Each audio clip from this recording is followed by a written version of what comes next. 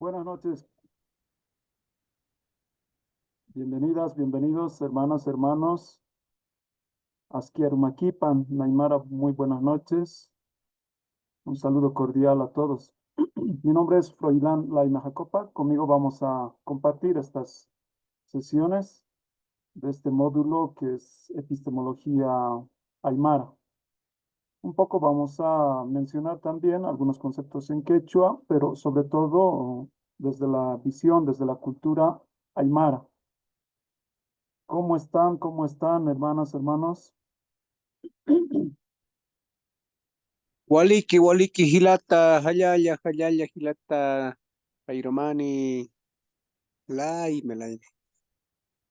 Ayaya, Ayaya, Gilata Guillermo, a ver, Gilata David, hermana Elsa, Buenas noches, buenas Mainaya. Buenas noches, noches. y Mainaya, Valeria, Valeria. Buenas noches. Buenas noches, ¿cómo está?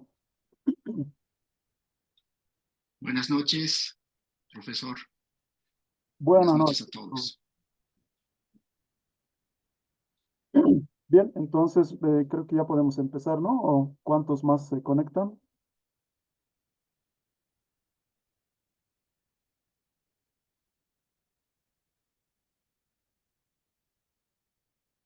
Bien, entonces vayamos empezando y quisiera también a medida que vaya conversando, me hace nomás alguna pregunta, alguna complementación, lo que fuere, ¿sí? Y trataremos de que sea más conversado y no queden algunas dudas. Bueno, en la construcción del conocimiento siempre va a haber dudas abiertas, no hay nada definitivo, ¿cierto? Pero sí quisiéramos lograr acercarnos un poco más y comprender este fenómeno humano que llamamos conocimiento, o el saber, o el comprender, esta vez desde un pueblo de esta parte de los Andes, de Bolivia. Yo soy de cerca del lago Titicaca, de la provincia Ingavi. Mi niñez, la escuela he hecho ahí, la secundaria ya en la ciudad del Alto. Así que todas las maneras de pensar o de entender, utilizar las palabras en Aymara, vienen de esa experiencia, de esa biografía, ¿sí? Entonces, si hay aquí también hermanas, hermanos en Aymara, seguramente nos vamos a complementar mejor.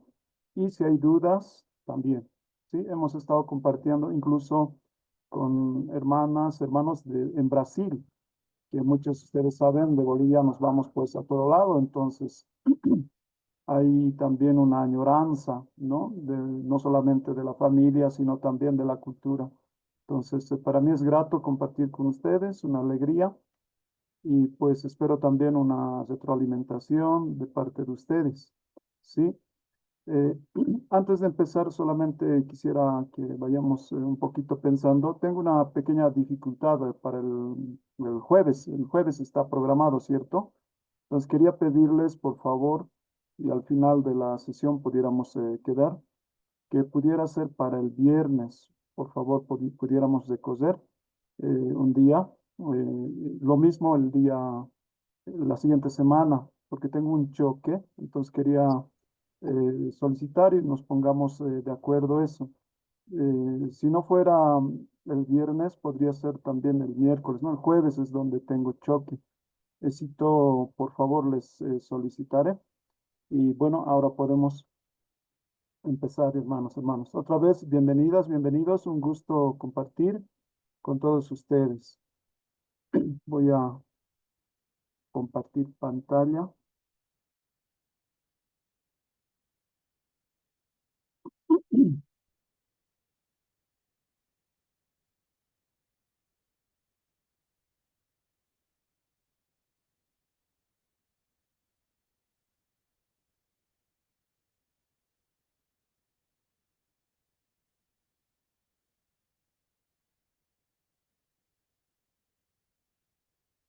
¿Se está viendo? Sí, profesor. Muy bien, entonces vamos a ir con calmita desarrollando. La motivación de fondo siempre va a ser como una inquietud por recuperar lo propio, ¿no? No dejar en el olvido nuestras propias maneras de ser, de hablar, de entender, de conocer el mundo. Uno va a la universidad, aquí en Bolivia y seguramente en todas partes es lo mismo, y lo que se encuentra es pues que la ciencia en cualquier disciplina, ¿no? Yo soy de sociología y he hecho cursos en otras ramas también, en economía, por ejemplo. Pero en general, tanto en las materias metodológicas de investigación, como también en la parte filosófica, ¿no? Sea la ontología, sea propiamente la epistemología, que es lo que quisiéramos abordar un poco ahora, siempre la referencia obligada es la tradición europea. La Grecia clásica es la referencia universal, siempre se hace, eh, y uno se extraña, pues queda extrañado, y ¿por qué no se podría partir de otras tradiciones culturales, ¿no? Y mucho más aquí como un reclamo, ¿por qué no se parte de la tradición aymara, quechua, guaraní y tantos pueblos, ¿no? Pero normalmente se considera las culturas como parte de costumbres antiguas que no tendrían un potencial filosófico. Este prejuicio es muy común, ustedes seguramente han escuchado también, de parte de los académicos, ¿no? De parte de los profesores universitarios, investigadores, etcétera, o intelectuales en general que han salido de las universidades públicas, privadas en nuestros países. Esto de decir, la filosofía es muy propio de Occidente y no podría hacerse, no seríamos capaces de hacer filosofía desde nuestros propios idiomas. Y específicamente, ¿qué es la idea, el argumento o el prejuicio que siempre dicen, ¿no? Cuando dicen, se puede hacer epistemología desde lo aymara, desde lo quechua, dicen lo siguiente, ¿no? Una cosa es el saber, o sea, el aymara, como cualquier otro pueblo, cultura, puede saber muchas cosas, ¿no? Desde hacer su propia ropa, una casa, puede saber hacer muchas cosas. Pero diferente es, así dicen, el desdoblarse, elevarse a un segundo nivel y preguntarse, reflexionar sobre cuáles son las condiciones de ese saber. Entonces, el saber sobre el saber, sin desdoblamiento, sería propio solamente de Europa y de Occidente. Ese es el argumento que dan. Incluso de nuestros propios hermanos que estarían militando en corrientes políticas, por ejemplo, el indianismo o el catarismo en Bolivia, aquí en la parte andina sobre todo, en Bolivia. Conocemos un hermano mayor, por ejemplo, Pedro Portugal, ¿no? Que muy pronto va a haber un debate con él. Él se autoproclama como representante del indianismo, por ejemplo. Bueno, a pesar de que ese es otro debate dentro del indianismo, hay muchas vertientes también. Pero él, por ejemplo, dice, no hay eso de conocimientos o epístemes aymaras, quechos, etcétera. No hay eso, ¿no? El conocimiento es universal y punto. Y si los indios entran a las universidades, simplemente es y legítimamente es y únicamente tiene que ser para aprender a asimilar el conocimiento del invasor. Así, literal, lo expresa. Pues uno queda perplejo al decir, bueno, eso tal vez esperaría de alguien, un intelectual de la casta blanca, como podemos decir también, o simplemente de los mestizos criollos occidentalizados, ¿no? En nuestros países, por esa situación de colonialidad que todos comprendemos que vive en nuestras sociedades.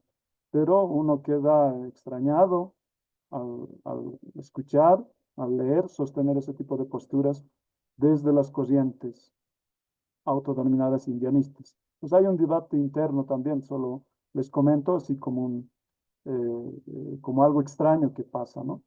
Entonces nosotros más bien quisiéramos aportar, poner nuestro granito de arena, más bien en esta línea de recuperar no solamente lo cultural, lo simbólico, lo cosmovisional, que ya es mucho, sino también poder avanzar, entre comillas, no dejar, mejor dicho, sería así, no dejar nuestros idiomas simplemente como hablas cotidianas, privadas, dentro de las familias o incluso solamente de los abuelos, ¿no? Y que no tendría un potencial filosófico. Más bien lo que queremos hacer desde una recuperación semántica, ¿no? ¿Qué significa cada una de las palabras en sus diferentes usos? Y de ahí extraer categorías, conceptos que nos pueden permitir también recuperar nuestra filosofía. Eso es un poco la idea de fondo, ¿no? En este caso, en esta área, en esta rama del pensamiento que es la epistemología. Ya vamos a debatir más ratos si está bien de todas maneras utilizar epistemología, por ejemplo. Eso muchas veces me dicen, ¿no? ¿Y por qué hablamos de epistemología si eso es de raíz griega, ¿no? Claro que sí, en eso estoy yo de acuerdo y ya vamos a ver qué otros conceptos tenemos desde lo aymara, ¿no? Eso es un poco. Y para introducirnos, hay, bueno, ¿qué es la epistemología? Así una introducción muy, muy general, muy básica. Sabemos que se trata de la teoría del conocimiento, es decir, desde un pensamiento general, desde la filosofía, cómo se puede fundamentar lo que conocemos como seres humanos o, más específicamente, como filosofía de la ciencia, el conocimiento científico, cómo es posible. Es una reflexión de eso, ¿no? Hay preguntas tradicionales, ¿no? En este campo que hay que responderlas, ¿no? ¿Qué es entonces el conocimiento? ¿Qué significa saber algo? ¿Cuáles son sus fuentes? ¿No? Es decir, ¿de dónde proviene el conocimiento? Ahí estaría en la tradición europea el antiguo debate, la controversia entre racionalistas y empiristas, que también, si queremos forzar un poquito, desde lo aymara también podemos ver qué es el pensar, ¿no? La intuición racional, o qué es lo empírico, es decir, conocer a partir de las sensaciones y no a priori solo pensando, etcétera. También viendo de ese lado podemos abordarlo, el aymara, el quechua, ¿no? ¿Qué se puede conocer? O quizás no se puede conocer, ese es el problema clásico del escepticismo, ¿no? ¿Cierto? Por ejemplo, un problema de eso es que si decimos que un conocimiento tiene que fundamentarse, tiene que respaldarse con evidencias, o sea, cualquier creencia, cualquier conocimiento tiene que tener otros conocimientos que le sustenten, que le apoyen. Si decimos eso, entonces esos otros conocimientos que apoyan también deben tener otras evidencias a su vez, etcétera. Entonces, o se vuelve una cadena infinita de buscar las razones, o cortamos en un lugar y decimos, esto ya no necesita fundamento, esto es la certeza que funda todo lo demás. O simplemente hacemos un círculo, es decir, volvemos a las ideas anteriores y volvemos. Entonces, el escepticista sacará la conclusión de que, ya ves, no puedes encontrar un conocimiento fundado, todo es mera opinión, ¿no? Y esos problemas también lo podemos abordar. O lo que está actualmente en el debate tradicional, por ejemplo, en la epistemología analítica, en Estados Unidos sobre todo, Inglaterra, pero también en Europa, ¿no? O la otra tradición de hace unos 50 años, la epistemología naturalizada, ¿no? Dentro del marco general que es el naturalismo, etcétera. Hay que es lo que se debate, hay muchas corrientes al interior, en la tradición analítica, por ejemplo, de decir cómo se justifican las creencias para que sean verdaderas y lleguen a ser conocimiento propiamente dicho, y no simplemente una creencia que cualquiera de nosotros puede tener de lo que sea, ¿no? Entonces, ¿cómo justificamos la verdad? Y por tanto, la otra pregunta es, ¿qué es la verdad? ¿No? Cuando decimos que un enunciado, un discurso, un pensamiento, una acción es verdadera, etcétera. Entonces, estas son las preguntas básicas. Ahora, lo que decíamos al principio, ¿no? Toda la filosofía está en realidad, si lo vemos desde las lenguas, o lo que se llama el colonialismo lingüístico a nivel global, ¿no? A nivel mundial, toda la filosofía y por tanto también la epistemología solo se ha desarrollado al interior de una burbuja,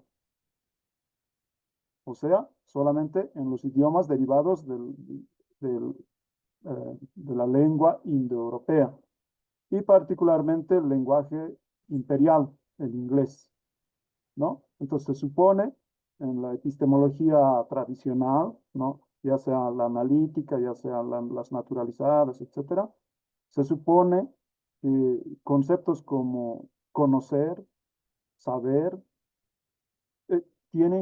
pueden ser expresados solamente en el inglés y desde ahí pudieran ser traducidos en cualquier otro idioma, como si la experiencia de la humanidad pudiera simplemente reducirse a lo que se expresa en el inglés.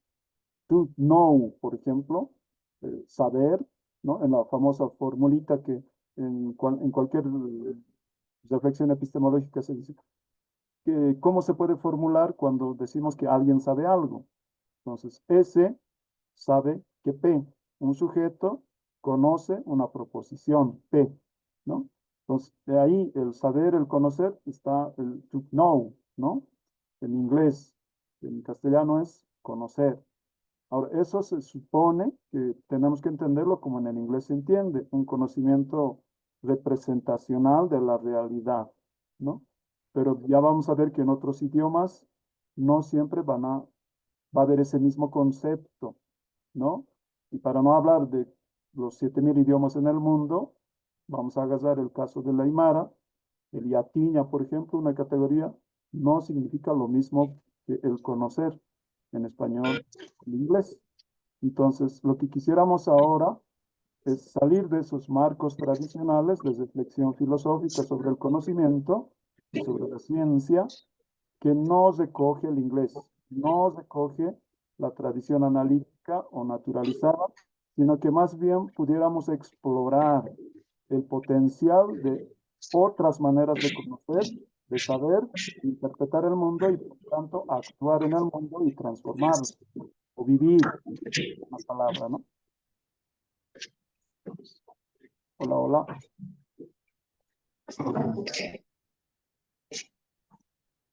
Escucha, Sí, se escucha normal, ¿no? sí, Ya. Eh, una pregunta. Ahorita en la diapositiva está un párrafo. Está así, ¿cierto? sí, así es. Está Sí. correcto, Lice, está correcto. Bien. Ahora hay un segundo párrafo. Todavía no ve, es que a veces creo que se sabe detener en la primera, algo así. Aquí con el segundo párrafo, ¿no? Aquí nos podemos detener ciertamente para seguir, por ejemplo, una enseñanza en cualquier universidad. Siempre se procede así, ¿no? Podemos estar recordando las reflexiones de los griegos, ¿no? Por ejemplo, el diálogo de Platón, famoso Téteto, ¿no? En ese diálogo ahí se empieza a definir con Platón qué es el conocimiento, ¿no? Una opinión verdadera acompañada de logos. O sea, actualmente eso se traduce y esa fórmula está en cualquier epistemología tradicional. O sea, el conocimiento es una creencia verdadera y justificada, ¿no? Y solamente ya hay el debate, bueno, en cada uno de esos puede haber debate, ¿no? Creencia en qué sentido. Últimamente se está descartando la creencia como una voluntad mental, una representación mental, sino más bien como una disposición corporal práctica. Ya hay entonces debate sobre la creencia. Y vamos a ver enseguida, o en la siguiente sesión, en Aymara, por ejemplo, no hay eso de creencia, no se puede decir, ¿no? La verdad sí hay en Aymara y lo vamos a ver un poco después. Eh, y la justificación, ahí están los debates, ¿no? ¿Cómo se justifican? Hay debates entre internistas, externistas, entre fundamentistas, coherentistas, fiabilistas, etcétera, dentro de la tradición analítica, ¿no? Este debate, por ejemplo, cómo se justifica una creencia para que se vuelva conocimiento, es decir, verdadero, está, por ejemplo, entre los internistas y externistas. Desde Descartes ha dominado hasta ahora, o hasta hace unas décadas, la concepción internista, o sea, aquella que diríamos, y quizás hasta nosotros estamos bien acostumbrados a eso, ¿no? ¿Qué es conocer? Bueno, ¿qué significa cuando alguien conoce algo? Es que tiene que tener en su mente, ¿no? Una imagen de cómo lo está conociendo, o sea, eso de decir una representación mental, una reflexión, una creencia, algo que está en la cabeza, etcétera, lo que por otro lado se llama cognitivismo también. Eso ya está desplazándose, está quedando atrás el internismo. Es decir, aquello que va a decir que todo depende de la conciencia del sujeto que está conociendo. O sea, tiene que estar consciente, tiene que saber que sabe, o sea, tiene que reflexionar en sí mismo, la introspección que se dice. Los internistas decían desde Descartes, solamente cuando el yo sabe que está pensando, decían, podemos garantizar que sabe, que cree y luego que sabe, ¿no? Ahora está empezando a dominar el externismo, ¿no? Entonces, ellos van a decir que ya no es necesario que el sujeto que conoce esté consciente, que sepa que lo que está sabiendo, tenga conciencia, tenga, o sea, ya no es necesario ni suficiente tenga un acceso introspectivo a su conocimiento. O sea, sin saber puede estar produciendo verdades. ¿Por qué? Porque el conocimiento no es mental, sino que el conocimiento es como cualquier otro proceso natural, como cuando vemos un río, un riachuelo que baja del cerro, entonces podemos explicarlo físicamente, ¿no? Es decir, es por la gravedad que está bajando, es por tal cantidad de caudal, es que tiene barrancos, por eso caen las cascadas. O sea, desde la física, la química, la biología, la bioquímica, podemos explicar ese proceso natural. Lo mismo es el conocimiento. Eso es la visión ya cada vez más dominante, ¿no? Y eso tranquilamente ya nos lleva al naturalismo, ¿no? Pues ya no hay que eliminar, hay muchos filósofos que dicen, en filosofía de la mente, por ejemplo, hay que eliminar todo el lenguaje que se refiere a lo mental, mi voluntad, mi intención, mi querer, mi reflexión, mi recuerdo, ese tipo de lenguaje, terminología mentalista. Eso hay que eliminarlo porque nos confunde. Y hay que hablar simplemente como todo proceso natural. Entonces, procesos cerebrales, físico-químicos, desde una estimulación, ¿no? Externa, que llegará por medio de la vista o de los otros sentidos, etc. Y cómo después de los procesos cerebrales va a expresarse en un lenguaje, en ruidos que tienen un significado para los humanos. Listo. De esa manera se va a ir explicando actualmente, ¿no? Y esas reflexiones, por lo que yo he visto, en las universidades a veces no nos actualizamos, ¿no? Entonces, a lo mucho que se llega en materias metodológicas es a la filosofía de la ciencia post-empirista, ¿no? Después del positivismo suele hablarse mucho de Thomas Kuhn, por ejemplo, que hasta ahora está en debate, tiene mucha influencia todavía, o Imre Lakatos, el mismo Karl Popper, o Feyerabend, Laudan, etcétera, ¿no? Pero esta otra reflexión propiamente más epistemológica a veces no suele llegar a las aulas universitarias, ¿no? Entonces hay poca gente que se dedica a esto más profundamente, digamos, ¿no? Eso es. Pero no vamos a entrar a esta historia que es muy larga, la historia europea, ¿no? Desde los griegos hasta, podemos estar hablando de la revolución científica europea en el siglo XVI, ¿cierto? Con Copérnico, eh, con Galileo, por ejemplo, es todo un capítulo. Se supone que él ha por decir, ha empezado esto de que la naturaleza está expresado en su lenguaje matemático. Si el conocimiento no se formula matemáticamente, entonces no está entendiendo la naturaleza, no es conocimiento científico. Por ejemplo, hay un libro, así como en neurociencia hay el error de Descartes, ¿no? De Antonio Damasio, Así también hay otro que dice el lesor de Galileo, ¿no? Es decir, que Galileo ha empezado con esta tradición de dejar la subjetividad, lo mental, y todo lo ha matematizado a la naturaleza externa, por decir. Y entonces la ciencia ya es incapaz de entender la conciencia, ¿no?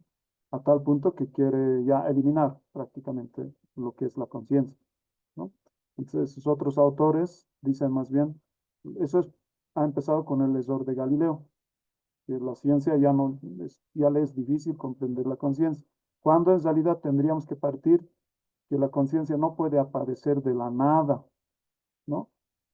O sea, no es que por una evolución de los homínidos y en cierta parte, o sea, en los mamíferos, en cierta parte de su evolución, recién aparezca de la nada la conciencia.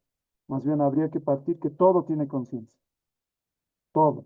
O sea, el universo entero, las rocas, las plantas, todo. Entonces, es un estado más de la naturaleza, en cualquier expresión, cualquier fragmento que tenga la naturaleza, ¿no? Pues hay todo ese tipo de discusiones actualmente, ¿no? O podemos estar hablando de la polémica entre el empirismo inglés, de Francisco Bacon, Luke Hume, por ejemplo. Eso de Francisco Bacon, de que solamente puede ser conocimiento científico aquello que sirve para controlar, para predecir la naturaleza, ¿no? Explicar, predecir y aumentar el control para beneficio del ser humano, para que su control, su dominio del humano sobre la naturaleza sea cada vez más amplio. Si no sirve para eso, es inútil, no es conocimiento científico. Ese prejuicio, ese presupuesto va a estar hasta ahora, ¿no? Entonces, diríamos ahí como un corolario de que en ese sentido el conocimiento en todas sus formas y el conocimiento científico mismo simplemente sería parte de la geopolítica, parte de la política de expansión del sujeto que logra conocer y por tanto aumenta el control de la naturaleza y de los otros seres humanos, entonces se expande, ¿no? Entonces ahí tranquilamente es muy coherente con las relaciones políticas imperialistas, por ejemplo, ¿no? La epistemología como dominación. Listo. Y desde lo aymara no se entiende pues así. Eso vamos a ir viendo poco a poco, ¿ya? O podríamos detenernos en el racionalismo, ¿no? En Descartes, que es tan clásico, el fundador de la filosofía moderna, ¿cierto? Eso de que puedes dudar de todo, pero de lo que ya no puedes dudar es de lo que estás dudando. Ese es el yo pensante, esa cosa que piensa, que duda, que siente, que se pregunta, reflexione, que existe. Pienso, por tanto, existe entonces, ¿no? Eh, Todo eso nos podemos estar deteniendo, Leibniz o Kant, ese es el otro gran filósofo, Immanuel Kant, que en 1781, justo cuando aquí en ese mismo año, Juliana Pazza, Tupac Katari, Bartolina Sisa y muchos otros se estaban movilizando. Ese gran insurrección, gran rebelión desde Perú, desde muy aparte, ¿no? Que para no hablar todo lo que ha sido Cusco, todo lo que ha sido con Tupac Amaru, pero aquí Katari en ese año, su movimiento eh, ha abarcado desde el norte de La Paz, llegando a la Amazonía, hasta Cochabamba, Tarija, norte de Argentina, norte de Chile. O sea, ese movimiento Tupac Katari, Tupac Amaru y Katari también era gigantesco. Ese mismo año estaba publicando Kant allá su crítica de la razón pura, ¿cierto? Que hasta ahora siempre en cualquier universidad sigue siendo debatido, ¿no? Y sobre todo en lo que nos compete en la teoría del conocimiento es pues tremendo su reflexión, ¿cierto? Y Hegel, por supuesto, es otro tremendo filósofo, que tanto en su reflexión epistemológica con la fenomenología del espíritu, por ejemplo, la conciencia, la autoconciencia, o al saber absoluto, todo esos escalones que el espíritu dice que va subiendo, va desarrollándose, va superándose, todo eso pudiéramos estar viendo también, pero sería mucho repetir, ¿no? No vamos a hacer eso, sino vamos a ir entrando a lo nuestro. Y claro, como la referencia del siglo XX siempre va a ser, aparte de esta historia de la teoría del conocimiento, siempre se va a dar un lugar prominente al positivismo. No el clásico de Comte, sino el neopositivismo, ¿no? El empirismo lógico de Schlick, de Carnap, de todos ellos, de 1920, 30 sobre todo, ah, allá Viena, ¿no? Entonces ahí van a decir qué es el conocimiento científico. Está basado, por eso son empiristas, en enunciados de existencia, enunciados protocolarios o enunciados básicos, y ahí con los sentidos podemos captar el fundamento de la certeza del conocimiento, ¿no? Eso es. Y sobre eso se puede levantar el resto del saber. Y tiene que ser empírico, tiene que ser observable, y no puede ser cosas que no podemos observar, esencias, sustancias que están detrás de, de los fenómenos observables. No, no hay eso. Entonces estaban en contra de todo lo que es la especulación metafísica, etcétera. Se hacían la burla de filósofos como Heidegger y todo eso. También hay mucha reflexión ahí, ¿no? Entonces, conociendo todo eso, sí que podemos dialogar también desde lo nuestro, ¿no? Y lamentablemente eso es una falencia de nosotros mismos también. Hay poco trabajo todavía, aunque ya bastante en comparación al siglo pasado, sobre hacer, por ejemplo, etimologías o una filología propia andina, ¿no? De todas maneras, habría que sistematizar, faltan desde estudios desde las toponimias, por ejemplo, recuperar las raíces, probablemente puquinas, de una buena cantidad de términos, voces, conceptos en el Aymara que estamos manejando actualmente. Muchos son puquinas, ¿no? Muchos también compartimos con el quechua.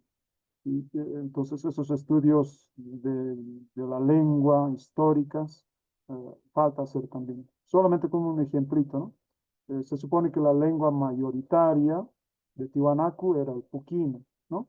Ahí, por ejemplo, tenemos ahí este término, este concepto también, el kujano, el ver, ¿no? Probablemente en Aymara eso se ha quedado un poquito como josi, decimos, ese mismo jujano, en puquina, en Aymara josi decimos cuando es de ojos claros, ¿no?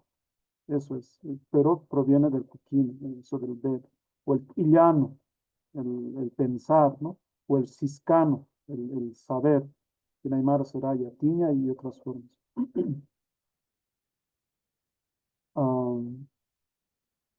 De todas maneras, podemos insistir como una tarea que nos queda pendiente y reclamamos a los investigadores, a los lingüistas, etcétera, es esta parte de la lingüística dinámica, ¿no? Es decir, la evolución, los cambios históricos, los desplazamientos y sobre todo la filología, ¿no? Cómo se entendían en tal época tales palabras, ¿no? De qué raíces, etcétera. Eso es. Pero no vamos a entrar mucho en la historia de los idiomas, es otro capítulo gigantesco eso. Aún está en debate, pero ya mucho más clarificado quizás que hace 50 años. Hay muchos estudios también ya en este sentido de historia de los idiomas, ¿no? Con Alfredo Torero en Perú, el mismo que ya está jubilado de la Universidad Católica de Perú, y el Cesón Palomino, etcétera, y muchas otras autoridades. Y actualmente están apareciendo otros estudios, ¿no? Modelos de cómo se ha ido desplazando o las lenguas en contacto, etcétera, desde hace 2000 años, ¿no? Que se puede rastrear, combinando con estudios arqueológicos, ¿no? De estilos cerámicos, etcétera, y podría hacerse modelos, ¿no? Que se acerquen cómo habría sido la historia de nuestros idiomas. Entonces, uno de esas hipótesis dice que mayoritariamente puquina ha sido en Tiwanaku, que haya aparecido el puquina, ¿no? Es otro debate también de dónde provendría. Hay unos que dicen que vendría de la Amazonía, por ejemplo, el puquina, ¿no? ¿Por qué? Porque está emparentado, por ejemplo, con el mojeño, con otros idiomas de la Amazonía boliviana. Pero serían otros detalles, ¿cierto? Pero normalmente se acepta que en la cuenca del Titicaca ha aparecido con Pucará allá al norte, al lado del actual Perú, pero sobre todo después en su etapa expansiva, ¿no? En el Horizonte Medio, que se llama en arqueología, o sea, desde el 500 después de Cristo hasta 1100 después de Cristo, unos 600 años, ahí ha tenido un dominio, entre comillas, el idioma puquino, que de todas maneras convivía con muchos otros idiomas que ya desconocemos, que están extintos, ¿no? El único que sobrevivirá será pues el Uruchipaya, ¿cierto? Pero seguramente que han habido muchos otros idiomas, tanto en la cuenca lacustre como mucho más al sur, en Potosí, todas esas partes que el CUNSA, por ejemplo, están tratando de investigar recién cómo hubiera sido, o más allá en Atacama, etcétera, los idiomas, ¿no? Pero claro, es evidente, es muy difícil hacerlo así rápido. Pero se supone que el Aymara provendría más del lado de la costa, ¿no? Ya sea de Nazca, dirían desde Lima, ahí sería el origen del pre-proto-Aymara. El proto-Aymara estaría con Wari, a la par que Tiwanaku, y ahí tendrían convivencia con el quechua, y por eso es que esos 600 años de convivencia con el quechua han hecho de que con el quechua y el Aymara prácticamente sea muy, muy similar, no tanto en su estructura sintáctica como muchas palabras que tienen casi los mismos significados, ¿no? Eso se debe a ese proceso histórico de que el Aymara lo ha amoldado al quechua, ¿no? Y también unos 800 años de convivencia entre el Aymara y con el puquino, lo que quiere decir que muchos de los Aymara son de puquino. Solamente voy a dar un ejemplo, ¿no? Ah, bueno, aquí estábamos diciendo esto hacia el 600 después de Cristo, eh, por medio de Wari, este otro estado paralelo a Tiwanaku, o sea, habría sido el vehiculizador, porque como todos entendemos, cualquier idioma se va a expandir, se va a ir contrayendo de acuerdo al poder político de sus hablantes en esa geografía, ¿no? Entonces Tiwanaku va a ir decayendo después del 1100, por ejemplo, y también el Puquina poco a poco, hasta hace unos 150 años, o un poco más, se ha extinguido ya el Puquina, ya no hay hablantes puquinos, ¿no? Tal vez en la variante del Callahuaya, del Machajuyay, de Charazani en Bolivia, norte de La Paz, es una variante contemporánea, ahora ya está quechuizado, ¿no? Pero una variante del Puquina contemporáneo, ¿no? Pero se tienen muy pocos registros. Con Jerónimo de Herrera seguramente es el único registro así de unas 200 palabras del Puquina, del que se hacen muchos, muchos estudios. Falta la otra fuente de las toponimias, eso sí que falta muchos estudios para poder recuperar, ¿no? Los significados de muchos términos, voces puquinos. Bueno, decíamos que un ejemplo es el checa, la verdad. Eso está en el puquina, es una voz, es una palabra puquina, checa, la verdad. ¿Qué ha pasado a la aymara? Normalmente decimos checa, y al quechua también. Pues en los tres idiomas grandes, checa, la verdad está ahí, ¿no? Eso es un ejemplo, por ejemplo, de que se ha, se ha originado en el Puquina, se ha adoptado en Aymara por los más de 8 siglos de convivencia, de intercambio, etcétera, y también ha pasado al quechua, ¿no? Eso es. Bien, eso solamente es otro campo para poder buscar los significados mucho más, entre comillas, auténticos, más ancestrales, de todo, ¿no? En esto, por ejemplo, del vivir bien, que tanto se debate en la política o en la filosofía de la vida, desde lo aymara, desde lo quechua, el sumacauce, ¿no? Encontramos que en el Puquina había habido 4 modos de vida, ¿no? El quillano, por ejemplo, que en Aymara quizás es el sarnacaña, cuando los abuelos en el matrimonio o algo siempre se comienzan en momentos importantes de la vida de alguien, de un joven, sum sarnacata, sarnacaña, bueno, viene del ir, ¿no? Del andar, pero como sarawi, sarnacaña, sarnacawi, ya es como cultura, como vida, ¿no? Y como tiene una raíz de ir, entonces somos los caminantes, esos aymaras que se venían desde la costa, se iban adentrando, subiendo al altiplano, adentrándose al monte, a los yungas, pero también volvían o se iban hasta la otra costa, a Atacama, al norte de Chile. Entonces, toda esa forma de vida, de desplazamiento, ¿no? De caravanas de llamas, etcétera, tiene un nombre, ¿no? En Aymara es Sarnacaña, en Quillano, en Puquín. U otro sería el Jacano, que en Aymara se mantiene como Jacaña, ¿no? El vivir, alguien que es viviente, ¿no? Por tanto, para existir tiene que satisfacer sus necesidades, etcétera, ¿no? Eso tal vez es lo más primigenio, causa, ¿no ve? Ah, o también el gomano, que sería precisamente el tamaño en Aymara, ¿no? Y el sumano, que en Aymara ya se ha vuelto como un calificativo nomás de que está bueno, que es agradable, suma, ¿no? Pero en Puquina, al parecer, era otra forma de vida más de plenitud, etc. Y en Aymara se ha quedado como calificativo. Entonces, así hay todavía mucho campo de explorar estas raíces ancestrales de nuestras categorías andinas, tanto desde lo aymara, desde lo quechua. Y va a ser muy interesante en los años que vienen ir avanzando por ese lado, ¿no? Y aquí solamente un paréntesis para hacerles una invitación, hermanos. Ah, ah, mañana, miércoles en la noche, va a haber una conferencia de un investigador de la Universidad Católica de Perú que va a compartir el resultado de una investigación gigantesca que se titula Epistemologías andinas y amazónicas. Sobre todo quechua, un poquito de aymara, pero más que todo también de idiomas amazónicos del norte de Perú o más allá, etcétera. Entonces vamos a compartir eso.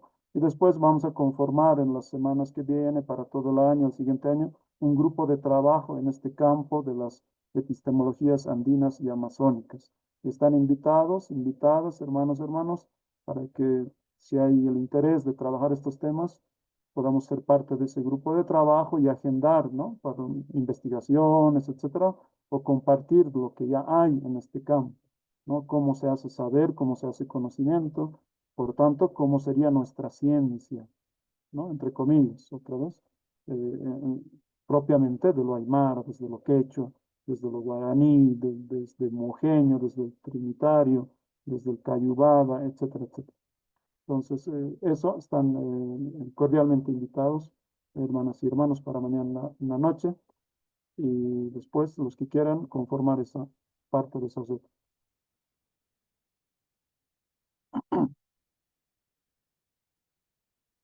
Ahora vayamos, sigue avanzando poco a poco. Hace rato decíamos que ya que el conocimiento, a la manera de Francisco Bacon, que solamente llamaríamos ciencia o conocimiento científico aquel que nos permite aumentar nuestro dominio, ¿no? Saber es poder, ¿cierto? En ese sentido podemos decir, entonces, la epistemología occidental es una epistemología de la conquista, ¿no? El conocimiento solamente hace posible, garantiza, amplía la dominación. Está al servicio de la voluntad de poder que Friedrich Nietzsche hablaba, ¿no? Que el humano es el poderoso, el que su sentido de vida es el de guerrero, ¿no? El de dominar cada vez más. Pues la voluntad de poder, y en la colonia eso se ha expresado como voluntad de exterminio, ¿no? De la voluntad europea sobre Abiyama. Y el conocimiento respondería simplemente a ese proceso. Pero incluso, ¿cómo entendemos más específicamente qué es conocer, qué es conocimiento? Ahora le vamos a dar ciertas características que todos también nos damos cuenta, ¿no? Cómo es normalmente, cómo se entiende el conocimiento, ¿no? Es tiene ya una interpretación ya cultural propiamente europea, ¿cierto? Tiene una particularidad europea. Y algunos, como dirían, como nos llaman grupos étnicos, ¿no ve? A los pueblos de la Amazonía, por ejemplo, así desde los años 90, después del multiculturalismo, así es como era el lenguaje normal, es decir, pequeños grupos étnicos, ¿no? Nosotros también diríamos, ¿cómo entienden el conocimiento la etnia europea, ¿no? La etnia norteamericana? ¿Cómo es para ellos el conocimiento? Tiene estas características, ¿no? Que en todo el sistema educativo nos dan. Uno es diastático, es la diástasis, ¿no? La separación entre el sujeto conocente y el objeto conocido. Esa distancia, ¿no? Que nos separa de lo inteligible, ¿no? De aquello, la cosa que conocemos. Pues desde lejos, como algo, personas extrañas, lo analizamos, ¿no? Lo estudiamos, lo contemplamos. Eso no ocurre, esa diástasis no ocurre en otras culturas. También se dice que el conocimiento tiene que ser creencia, ¿no? Un estado mental, una actitud intencional, ¿sí? Pero no práctica. O sea, si no, tiene que ser mental. Eso nos dice, ¿no? Que ya es cuestionable, como les decía hace rato. Tiene que ser racional el conocimiento, ¿no? Intelectivo. No puede ser emocional, ¿no? Vivencial. Más bien tiene que ser lógico, ¿cierto? Tiene que ser abstracto, ¿no? Es decir, una representación conceptual, ¿no? Y hay que desechar lo concreto, cómo se siente una celebración, lo contextual en cada momento, en cada lugar, etc. No, tiene que atraparse, se tiene que abstraer lo variante en lo invariante. Tiene que ser universal, ¿no? Es decir, toda teoría, en cualquier conocimiento de la ciencia, tiene que expresar lo necesario y no lo contingente, ¿no? Lo que puede ser y no puede ser, cómo sería, no sería, no puede estar divagando, perdiéndose en eso, ¿no? Tiene que expresar algo necesario, cómo efectivamente eso es así y así siempre, ¿no? Y tiene que contemplar en cualquier momento, en cualquier lugar y siempre, ¿no? Universal. Si no, no sería conocimiento, dicen, ¿no? Tiene que ser verdadero, es decir, tiene que defender una certeza de que eso es lo real, lo que se postula en una teoría, en un enunciado, etcétera, un discurso teórico científico, tiene que llegar a la verdad o acercarse por lo menos, ¿no? Ahí también hay un debate, ¿no? Entre los falsacionistas y los verificacionistas, etcétera, etcétera. Y la verdad sería eso, ¿no? Cuando llegamos a una verdad científica, un teorema, por ejemplo, una ley científica, por ejemplo, quiere decir que ya hemos llegado a lo real, real. Quiere decir que conocer ya es lo mismo que ser real, ¿no? Entonces, hay esas otras teorías materialistas, por ejemplo, ¿no? De Gustavo Bueno en España. Y tiene que ser instrumental, además, el conocimiento. Recordamos otra vez a Francisco Bacon, ¿no? Tiene que servir para algo, en sentido pragmático también, ¿no? El pragmatismo norteamericano aquí es otro gran debate, ¿no? O sea, tiene que servir para la transformación de la naturaleza, de nosotros mismos, de la sociedad, etcétera. Tiene que motivar, producir un cambio tecnológico. Ahora que estamos entrando a las inteligencias artificiales y todo ello, ¿no? Y todo eso tiene que servir para la ventaja o la superioridad. Claro, esto ya tiene que ver con lo político, ¿no? Aumenta la capacidad de predecir y controlar en beneficio del que conoce, y pues quienes tienen mejores condiciones de conocer, las mejores universidades, comillas, etcétera, etcétera, para eso tiene que ser, ¿no? Y no para la sanación, por ejemplo, ¿no? Es decir, para la vida. En Aymara, que viene de Puquina, decíamos, jacano, en Aymara es jacaña, eso es vivir, ¿no? Jacaña.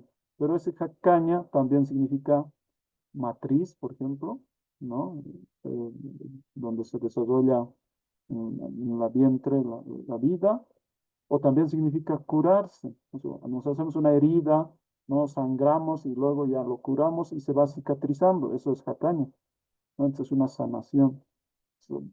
Desde lo aymara, desde lo quechua, etcétera, podemos entender más bien el conocimiento, el saber para la sanación, ¿no? Porque siempre puede haber dolor, siempre puede haber heridas en la vida y el conocimiento tendría que ir para sanar. Y en todos los sentidos, no solamente corporal, ¿no? Entonces, también social, político, etc. Ah, y tiene que ser verbal, nos dicen, ¿no? O sea, tiene que estar formulado lingüísticamente, en proposiciones. Ese concepto tan debatido y es también muy clásico, que es una proposición, ¿no? Un conocimiento tiene que ser proposicional. No puede ser una acción, por ejemplo, un movimiento corporal, no puede ser un sentimiento, no puede, o sea, no, tiene que estar formulado. Entonces, eso es el gran debate desde el empirismo lógico, desde hace 100 años hasta ahora, ¿no? Entonces, lo único que la epistemología debería trabajar es sobre proposiciones y no otras formas de conocimiento, ¿no? Entonces, no está en el acto, por ejemplo, etcétera. Ahora sí, vamos a entrar a lo propiamente Aymara. ¿Me dan un minutito, por favor?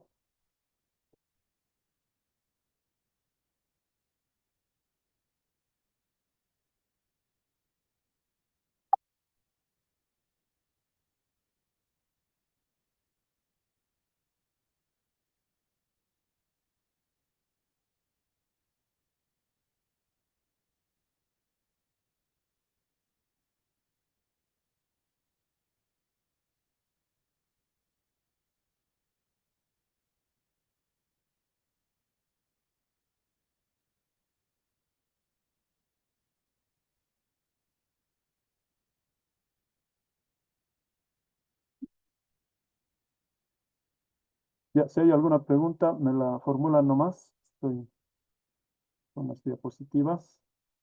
Bueno, lo que decíamos hace rato, ¿no? ¿Y por qué seguir hablando de epistemología si es griega? Entonces, claro, podemos hablar directamente de la amuyaña, por ejemplo, que es una gran categoría en el Aymara. Ya vamos a ir de poco a poco qué significa, cómo se aplica, etcétera, etcétera. ¿Ya? De lo que se trata entonces es de liberarse del pensamiento del amo, ¿no? De la razón colonial. Por eso hablaríamos también de la descolonización epistemológica, ¿no? Lo que hay que hacer, y decimos, es retornar a la cognición desde el Pacha, o con la Pacha, o estando en la Pacha. Ahora, ¿qué es Pacha? Claro, eso es otra reflexión tremenda, ¿no? Que se puede hacer. Normalmente se ha entendido como el tiempo-espacio, o el espacio-tiempo, pero no hay que tratar de siempre de forzar, ¿no? Después de Immanuel Kant y después de Albert Einstein, se ha entendido ya el tiempo-espacio y a veces queremos juntarlo. Y a veces nosotros así siempre estábamos diciendo, así, en ese sentido. Hay mucho también, muchos hermanos muy fácil también quieren decir, ¿no? Y a veces en Aymara ya sabíamos lo que Einstein iba a descubrir, por decir. No puede ser tan fácil, ¿no? Habrá que recuperar siempre, ¿en qué sentido? En las prácticas lingüísticas se refiere al pacha, ¿no? Por ejemplo, pachar con un tatawa se dice, ¿no? Entonces, estás refiriéndote al cielo, ¿no? Al cielo azul, pero está cubierto de nubes, ¿no? Entonces, literalmente sería, el cielo está cubierto de nieve, estás diciendo, ¿no? Pero en esa proposición, en realidad, tienes que interpretarlo cosmodicionalmente, ¿no?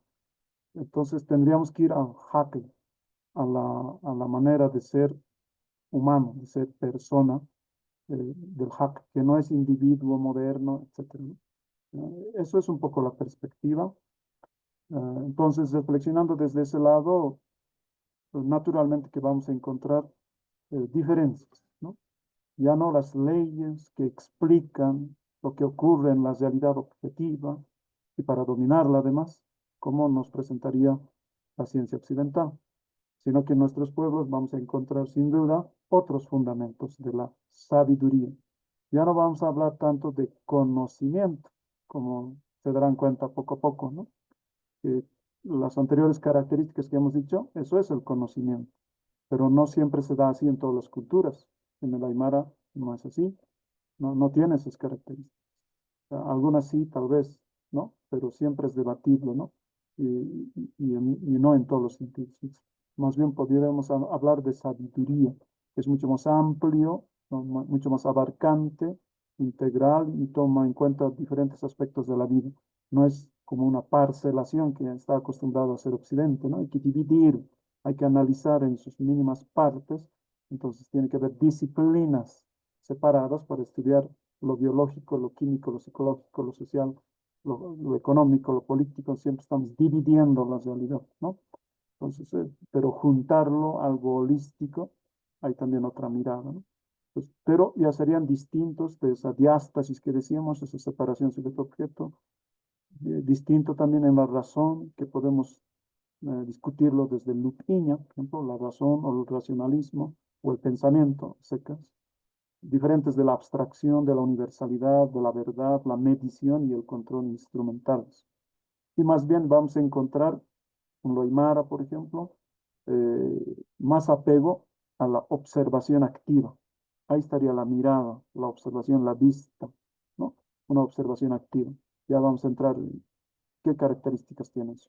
O la reflexión libre, ¿no? El pensar, o la acción sabia, el yatiña, o la orientación juiciosa, ¿no? La muyaña, y otras categorías más, que estarían como que fuera de la totalidad de la modernidad, o quizás ya no tan fuera. Eso es otro problema también de qué tan colonizados estamos, ¿no? En ese estudio que el doctor Quintanilla, que mañana nos va a presentar, ahí, por ejemplo, decía que lo quechua, lo aymara, ya está pues varios siglos de colonización. Entonces, aparte de que podemos sospechar que ha habido filtración desde el tercer concilio de Lima, ¿no? Seguramente los lenguaraces, los estudiosos, curas, etcétera, que han hecho diccionarios y todo, probablemente podemos sospechar que hubieran filtrado para separar, olvidar, ocultar mucha terminología, conceptos religiosos, sagrados, por ser de la idolatría, ¿no? Eso es previsible que haya pasado eso, pero sobre todo en el habla cotidiana entre el choque o la imposición desde el castellano a los idiomas originarios, también tiene su efecto de colonización mental, etcétera. Es todo un problema. Pero a pesar de eso, aún en la habla cotidiana, natural, en las culturas, pudiéramos discernir, ¿no? Cosas propias, sentidos propios. Ah, entonces, estas son las categorías que vamos a trabajar en este módulo, aunque no tengamos mucho tiempo, pero vamos a tratar de adentrarnos en estas concepciones. Y hermanas, hermanos, uno va a estar en la percepción, a nivel de la percepción, el uñaña, ¿ya? Eso va a ser el verbo básico o la raíz verbal, la memoria, el amtaña, ¿sí? Que es recordar, enseguida ya entramos, esto es un poco a poco, el muspaña, ¿no? El asombrarse, el artaña, el despertar o llegar en cuenta de algo nuevo que tenemos que transitar, cumplir, etcétera, artaña, el saber cómo, el yatiña, el identificar o tener un conocimiento familiar de una persona, de un utensilio, de un animalito que nos hemos llevado siempre, etcétera. El entender un fenómeno global, el amuyaña, el saña. Este saña es interesante, ¿no? Tenemos registros de que saña había tenido un sentido intelectual, intelectivo, ¿no? De conocer, de entender algo, pero ahora ya lo hemos reducido, hemos perdido ese sentido intelectivo y ahora solamente saña ya entendemos como decir. Pues, ukam situa, así me ha dicho. Ukam sanim. Hay una frase bien bonita, ¿no? Ukam siu sasau sami saata. Así. El mismo verbo formulado para diferentes personas y en diferentes modos, que sirve para expresar una oración, ¿no?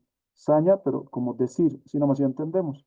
Pero antes dice que había tenido sentido más comprensivo, ¿no? Intelectivo. O el lupiña, que sería el pensar, ¿no? En Aymara.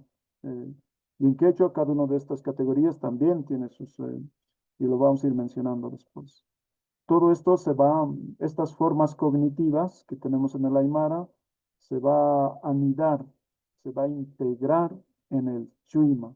Este es el otro campo que todavía falta reflexionarlo, y filosóficamente además, porque lo único que se conoce es la filosofía de la mente. Eso es la tradición europea, norteamericana, la filosofía de la mente. Ahí es donde se estudia la conciencia, su problema más fundamental, ¿no?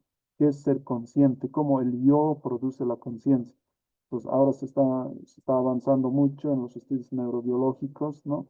Las neurociencias, ¿no? Como que el cognitivismo ha quedado atrás, el conductismo estaba en debate, ¿no? Desde la psicología, todavía está en pie, pero ahora se está entrando a otro tipo de concepciones, ¿no? Desde las neurociencias. Pero quizás en vez de hablar de la filosofía de la mente, que presuponía que la mente estaba dentro del cerebro y listo, y a lo mucho en la cabeza, también en el cuerpo, etc. Aunque hay debates, ¿no? La cognición 4E, por ejemplo, ¿no?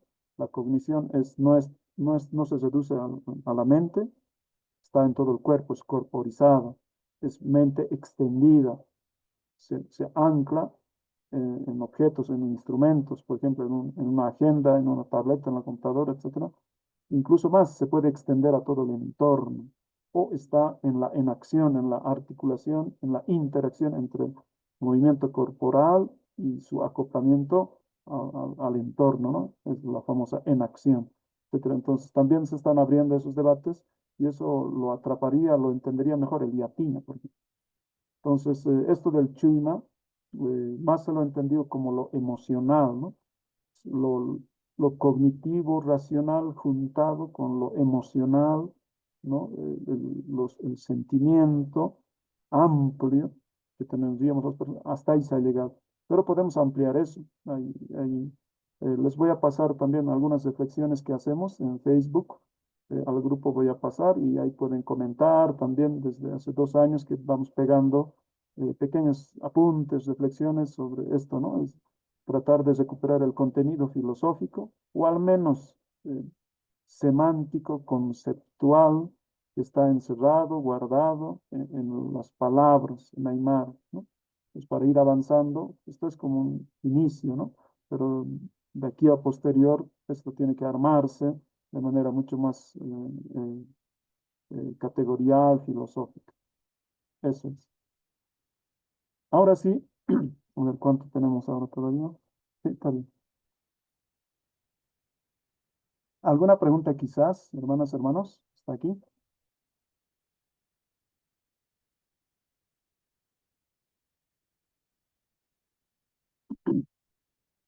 ¿Están ahí? No. Sí, estamos presentes, Licen. Vamos adelante, Licen. Todo está bien.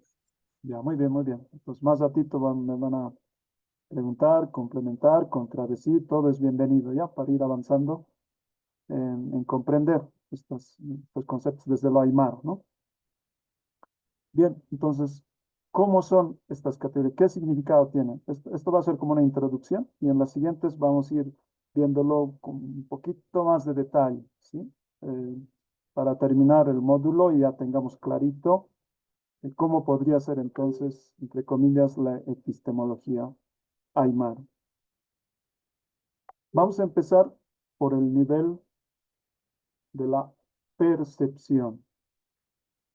Ya, me van a decir siempre, están corriendo, ¿no? Uno traspasa por las diapositivas, ¿cierto? No quiero que se detenga y solamente escuchen lo que estoy hablando.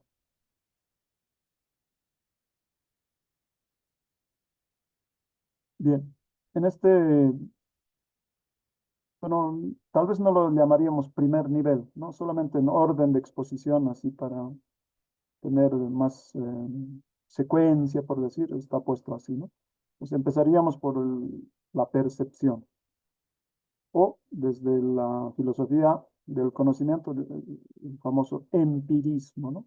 Es decir, con Luke, con Hume, todo conocimiento empieza de la impresión sensible del mundo, con o hacia nuestros sentidos.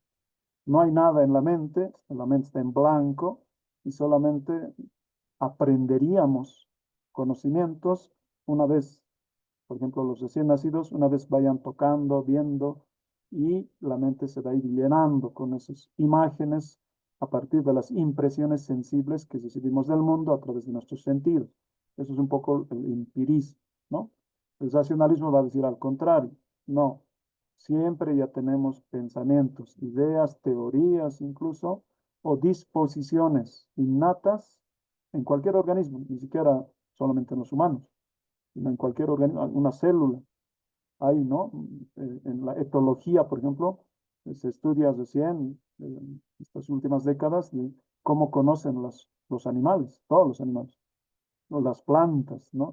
Hay muchas hipótesis sobre cómo se comunican las plantas, o incluso cómo sienten el temor las plantas en el bosque, por ejemplo, un leñador puede estar entrando o, con motosierras, entonces las plantas se comunican, sienten, tiemblan, sienten el temor, por ejemplo, hay esas hipótesis, o incluso entre cosas que no llamaríamos que tienen vida, las rocas, ¿no? Las montañas, la tierra, etcétera, también tendrían vida, el agua, etcétera.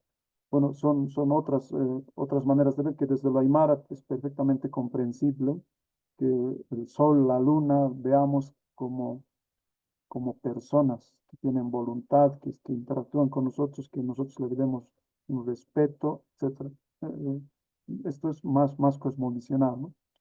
Pero limitándonos a esto de la percepción. En Aymara tenemos, solamente para mencionar los 5 clásicos sentidos, ¿no?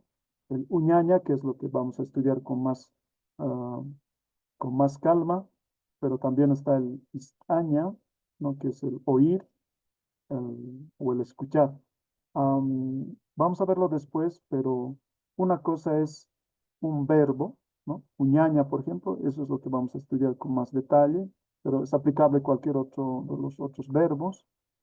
Al uña, que sería la raíz verbal, por la característica del idioma, igual que el quechua, ¿no? El aymara es sufijante, es aglutinante, es decir, con muchos sufijos se puede ir sumando a la derecha de la raíz verbal, ¿no? Un sufijo, otro sufijo, otro sufijo. Entonces puede haber una palabra larguísima con muchos sufijos combinados, ¿no?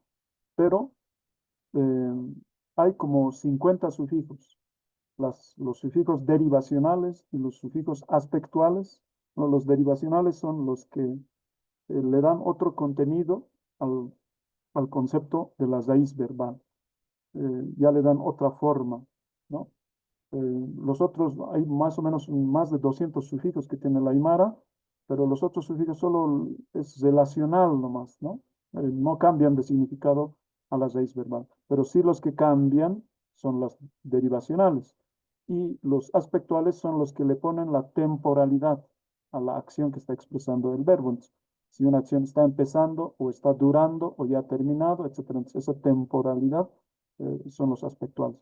Entonces, son como 50 sufijos, estos dos grupos de sufijos, con los que hay de una misma raíz se pueden derivar muchas formas de cognición. En el caso del ver, en Aymara, aplicando esos sufijos, vamos a tener en Aymara más de 30 maneras diferentes de ver, ¿no? Sí. Vamos a empezar por la raíz y con esos otros sufijos podemos entender conceptos, más de 30 conceptos diferentes de ver, de observar, ¿sí? En el ver. En el oír, el istaña que estamos diciendo, seguramente el verbo primigenio ha sido, en el proto-aymara seguramente, ha sido isaña, ¿no? Eso sería el escuchar, el oír, ¿no? Pero de esos 50 sufijos derivacionales y aspectuales, hay dos, habrá que explicar por qué, ¿no? Todavía no tenemos la respuesta, pero por alguna razón solo hay dos sufijos. El uñaña tiene muchos más, como les he dicho, pero en el caso del oír hay dos sufijos, solo el is-a, ese a, al isaña se le ha sumado el a, entonces is-aña, tenemos uno. Y el otro es chuki, el sufijo chuki es is-chuki, ña, ¿no? Entonces, el chuki y el ta son solo dos sufijos. Sobre eso se pueden ir sumando los otros sufijos. Claro que sí. Entonces, de todas maneras, igual nomás se va ramificando en otras maneras de ver, digo, de escuchar y de oír, ¿no? Entonces, pero partimos de dos. El istaña, que sería como el apegarse a lo que estás oyendo. Entonces, por eso en castellano andino dicen, escúchate pues, decimos, ¿no? O sea, hazte caso, ¿no?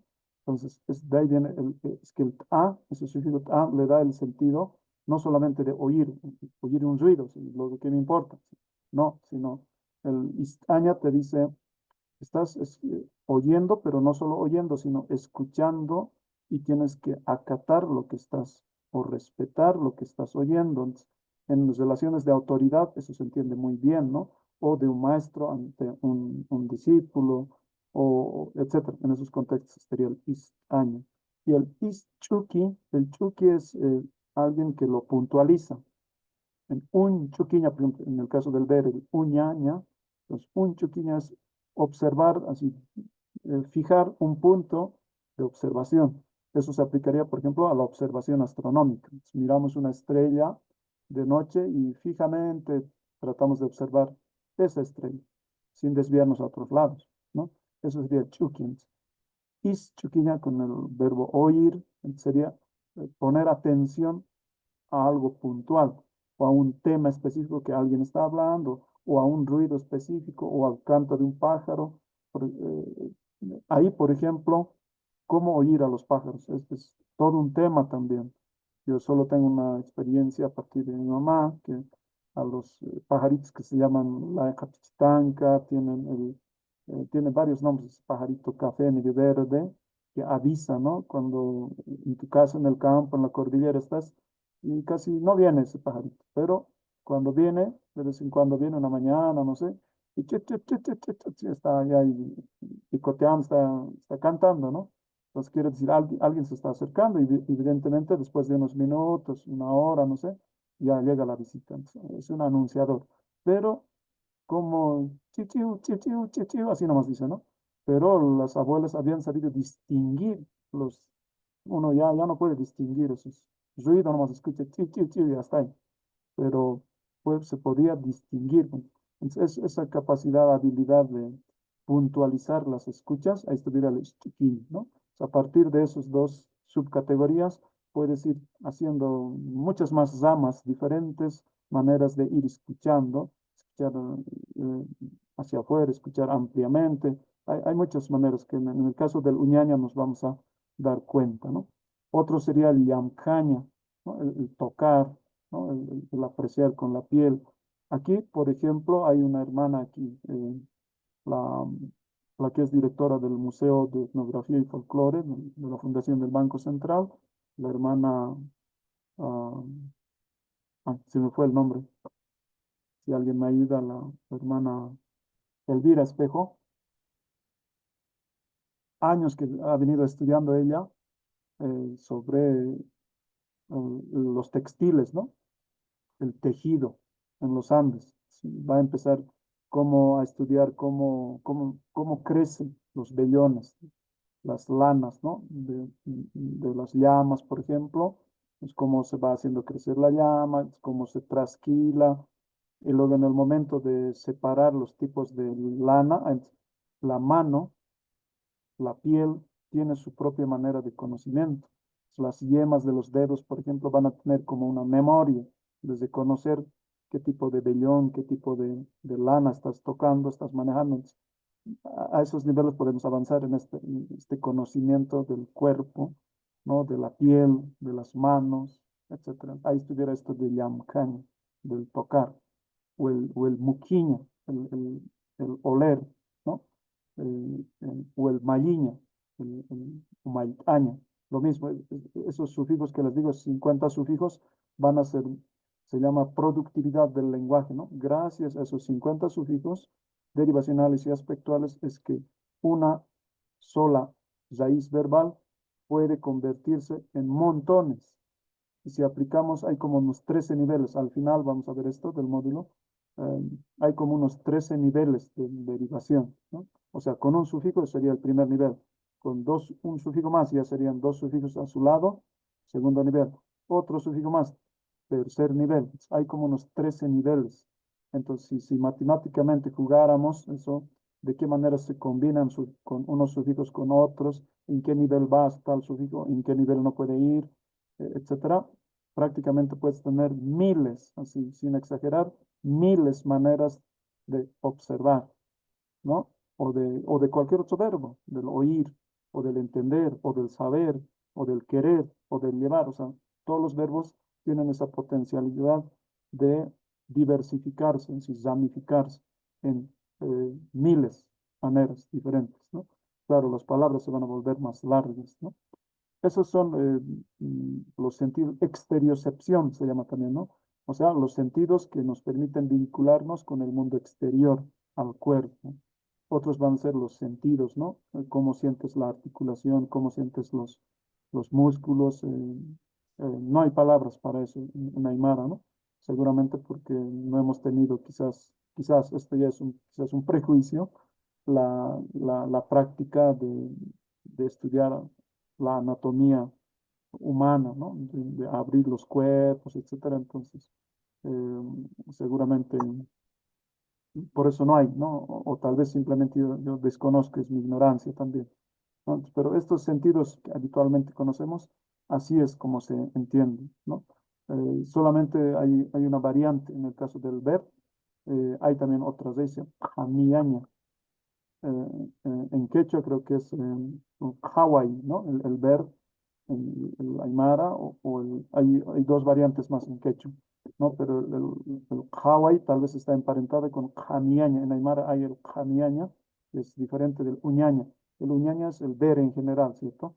Pero el jamiaña es como espiar, como alguien que se acerca a alguna persona sin que se dé cuenta esa persona, o si no, va a espiar, a vigilar una casa desconocida, o sea, sin que se entere su dueño, etcétera.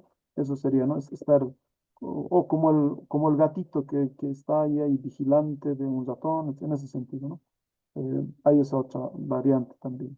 Eso a nivel de la percepción. Ah, pero en la percepción misma está otro nivel, ¿no? La sensación de la experiencia subjetiva. Esto el famoso, en filosofía se llama como los qualia, ¿no? Es decir, cuando percibimos algo, ¿qué es lo que estamos sintiendo? Vemos algo rojo, pero qué es esa rojez, esa calidad de rojo que en nuestra mente lo sentimos? Entonces, esos serían los qualia, ¿no? Pero como no podemos decir exactamente cómo otra persona está sintiendo lo rojo o lo azul o lo áspero o lo grande o lo pequeño, o sea, cualquier cosa que percibimos, antes va a decir, esos son los qualia, ¿no? Los qualia no se pueden expresar, es algo que sientes cada uno, etcétera, etcétera, etcétera. Entonces, eso sería el otro nivel, ¿no? Eh, Cuando, o sea, lo que se siente al entrar en contacto con los objetos de la experiencia, colores, formas, ¿no? Al escuchar cómo apreciamos ya no puros ruidos, sino apreciamos el sonido, reconocemos el sonido, al palpar, al olfatear, al saborear, porque ahí está bien clarito esa diferencia, ¿no? Una cosa es tocar con la lengua los alimentos, pero otra cosa será cómo los saboreamos, ¿no? Algunos, por ejemplo, no les gustará el ajo, lo picante, pero otros lo degustan. Ahí es bien clarito la diferencia, ¿no? Entre captar por el sentido y sentir lo que se ha captado. En otros sentidos eso no es un poquito más difícil de distinguirlo, pero en el Debo terminar esto. hola, Es hola, que no, que me quiero solucionar. su micrófono, por favor. Sí, es.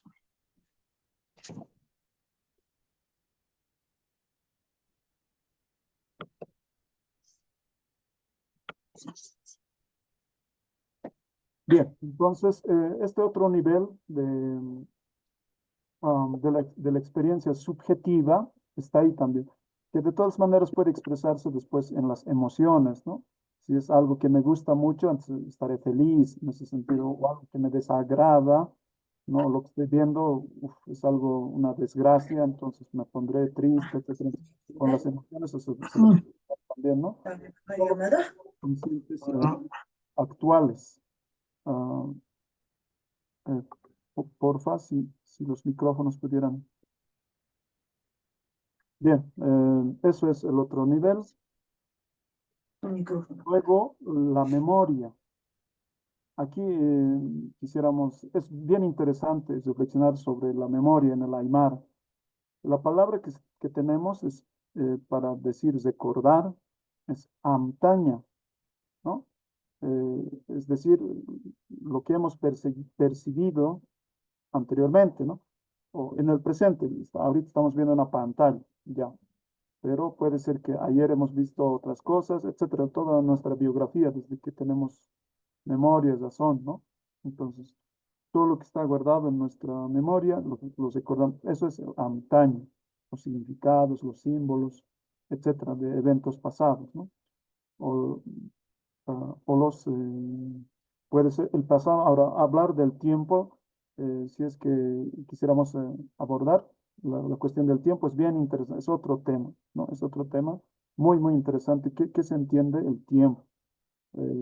Normalmente se ha entendido el modelo deístico que se llama.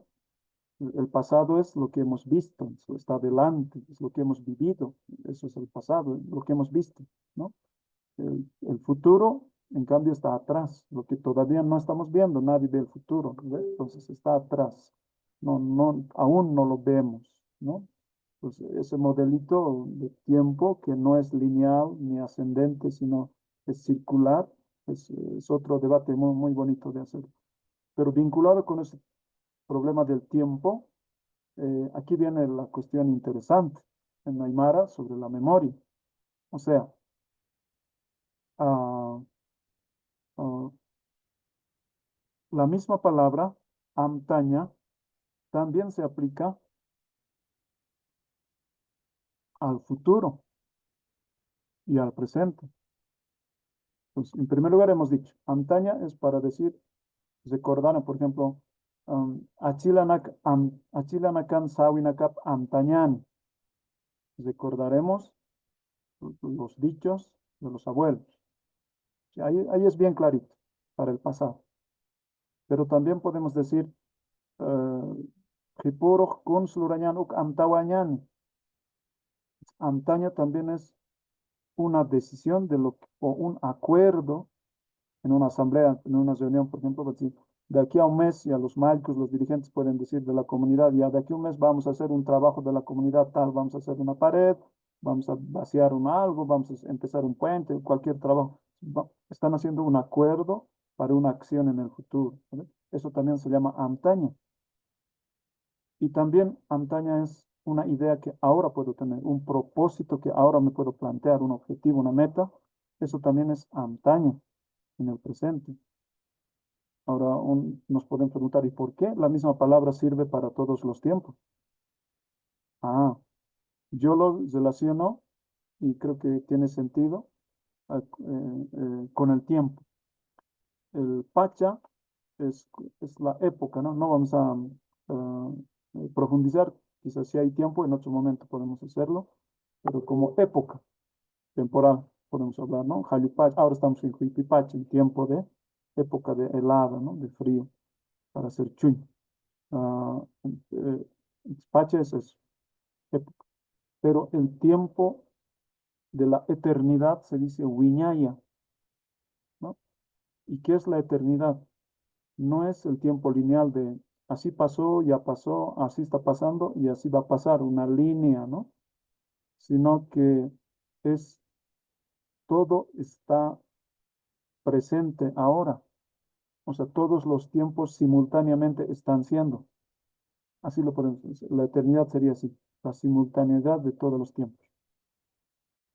Es eso, si queremos forzar un poco, tratando de emparentar con la actual concepción del tiempo en física, se dice, ¿no? Después de la relatividad de Einstein, y actualmente juntando con la mecánica cuántica, ya dicen que el tiempo, sobre todo desde Einstein de hace 100 años más, ah, se dice que el tiempo está junto con el espacio, es igualito que el espacio, ¿no? En el espacio nos movemos, digamos, estamos en una calle, A la izquierda siempre está una calle ahí, calle Chaco. A la derecha va a estar otra calle. Entonces, ¿a cuál lado quieres ir? Digamos? Si a la derecha, entonces, es otra calle, te vas a ir ahí. Si no es que ese momento estás creando esas calles, ¿no? Ya está en esas calles. Simplemente en tu transitar estás escogiendo por cuál lado ir, pero esas calles ya están, el espacio ya está. El tiempo también ya está. O sea, un observador que está en otra galaxia muy, muy, muy lejos, años luz, ese observador nos puede ver en nuestro planeta y no va a ver lo que ahora, nuestro presente, nuestro ahora no va a ser lo mismo que su ahora de ese observador. Desde su ahora de él puede ver el futuro, o sea, ya va a ver lo que nos va a pasar. Nosotros ahorita seríamos como una película antigua de hace 20 años, por decir. Imagínense cualquier película, y si ahorita estamos viendo esa película pasada, diríamos, nos vamos a seguir, ya sabemos cómo va a actuar en una escena el actor, ya sabemos lo que va a pasar, cómo termina esa película. Lo mismo, el observador en otra galaxia alejada nos estaría viendo a nosotros. Entonces, o sea, todos los tiempos ya están hechos, ya están dados, todo ya ha pasado, digamos, ¿no? Ahora, quizás es muy forzado decirlo así. La física actual lo está entendiendo de esa manera el tiempo, ¿no? Eh, pero si en Aymara, el Wiñay, entendiéramos como el tiempo como la eternidad, entonces tendría sentido decir antaña, por tanto, por eso todos los tiempos están presentes, están siendo, entonces por eso antaña tanto se aplica para recordar algo, como también acordar algo del futuro, o incluso tal vez podemos traducir como recordar el futuro, ¿no? Antaño. Entonces, tal vez por eso se puede decir, es una memoria estipulante. Siempre es un acuerdo de ahora que va a ser un acuerdo que después vamos a recordarlo ahora, ¿no? Pero es interesante ver eso, ¿no? La antaña sirve para todos los tiempos. Eso sería la memoria. El meditar. Aquí hay dos categorías también. Y, y quizás hasta ahí nos quedamos y quisiera escucharles sus comentarios, sus preguntas para continuar después en la siguiente. En esto que podríamos llamar desde lo occidental la meditación, no es exactamente eso, pero hay dos conceptos en Aymara, ¿no? Uno es el muspaña, quizás ahí es donde primero empezamos, junto con el mirar, la percepción, ¿no? O el escuchar. El muspaña es admirar, quedar asombrado, ¿no? Es inquietarse, preguntarse, pero tampoco es algo paralizante. O sea, no es como me he quedado atontado, así, me he quedado quieto, más bien es inquietarse, ¿no? Como un impulso a la indagación. Por eso ahí viene muy bien, en términos de proceso de investigación, podemos llamar, es el momento de plantearse las preguntas, ¿no? El problema. Entonces, la admiración como, repito, ¿no? No es solamente un ensimismamiento, ¿no? Como quedarse quieto, inmovilizado, sino más bien es el asombro que nos lleva a indagar, a investigar, a preguntar y buscar respuestas, ¿no? Eso sería el muspaña. Es decir, por ejemplo, estás en medio de un ruido fatal, hay todo tipo de sonidos, pero tú como que te fijas, te concentras en un sonido en particular. Entonces, la gente, ¿cómo te va a ver? Como estás como que escuchando todos los sonidos. ¿Qué estará escuchando? Si no se escucha nada, es puro ruido, digamos, ¿no? Pero no, tú estás enfocado, tu atención está en algo de todos los sonidos, te estás enfocando en algo. Eso sería el muspaña. O con la vista, ¿no? Eh, hay muchas cosas por ver, pero tú te estás concentrando en algo, ¿no? Eso sería el muspaña. Es como un asombro inquietante, ¿no? No tiene una traducción exacta, ¿no? Quizás admirarse, asombrarse podría ser. Lo otro, después de tener ese estado, estar en ese estado de asombro, podemos, de repente se nos puede venir una intuición, ¿no? Una convicción inmediata. Uf, me he iluminado. Yo creo que es de esta manera y de repente le acertamos y tenemos casi un conocimiento completo. Eso se supone que es la intuición. A ver, desde, esto viene un poco de la influencia oriental, ¿no? No tanto europea, norteamericana, la intuición. En Aymara no hay algo exacto como intuición, en ese sentido, pero aparte del Muspaña hay este otro, Artaña, que pudiera reductivamente traducirse como despertar, ¿no? O Richari, ¿no? También en quechua. Eh, pero no es por supuesto, no es el despertar de estar dormido, ¿no? Y pues, de repente te sientas, abres los ojos, te levantes. Eso sería sartaña, y kit sartaña, levantarse de estar durmiendo, ¿no? Si no, artaña es, en Aymara se dice, Anikunas ya katakanha, uka akathamata ya kaña, akathamata askiu saña, algo que no tenía importancia, que para todos era algo trivial, totalmente descuidado o quizás obvio, o sea, de ningún interés. Más bien el desinterés, la indiferencia era respecto a cualquier tema que puede ser, ¿no? Nadie le prestaba interés. Pero de repente alguien lo argumenta mejor o propone una idea interesante, como se dice, ¿no? Nos hace abrir los ojos. Eso es el artaño, ¿no? Una inspiración, un despertar, un poner atención a nuevas perspectivas, ¿no? Pero otra vez tiene que ver con un acuerdo, es decir, ya, entonces todos, ya que estamos entrando a un nuevo descubrimiento, por decir, a un nuevo conocimiento, entonces todos vamos a ir por ese camino. Puede ser un proyecto. Nadie pensaba en un pueblo quizás tener, me estoy inventando, ¿eh? Quizás nadie pensaba tener riegos y tener en el altiplano, ah, digamos, cultivar repollo, ¿no? O rabanitos, etcétera, y ni siquiera zanahoria y cebolla, porque dicen, no, es tan frío, tan seco, tanto sol, ¿qué va a dar? Sí. Pero alguien dijo, pero probaremos, esto hay que hacer y quizás lo demuestran, eso es el artaño, ¿no? Y de verdad, todos van a seguir eso y lo van a cumplir, etcétera. Eso es otro momento ah, del artaño.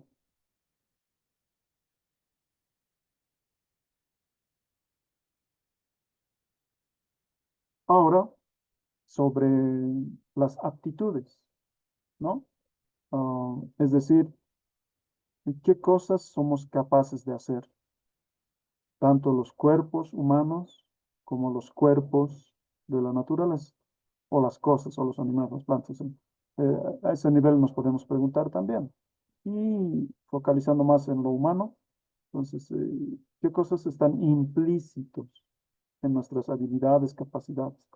El saber implícito, ¿no? O sin estar conscientes o sin necesidad de tener que declararlo, ¿no? Hacer todo un discurso de esta manera soy capaz de hacer esto, no, sino ya algo inculcado corporalmente y sin necesidad de intelectualizarlo, por decirlo así, ¿no? Por ejemplo, las reglas gramaticales, ¿no?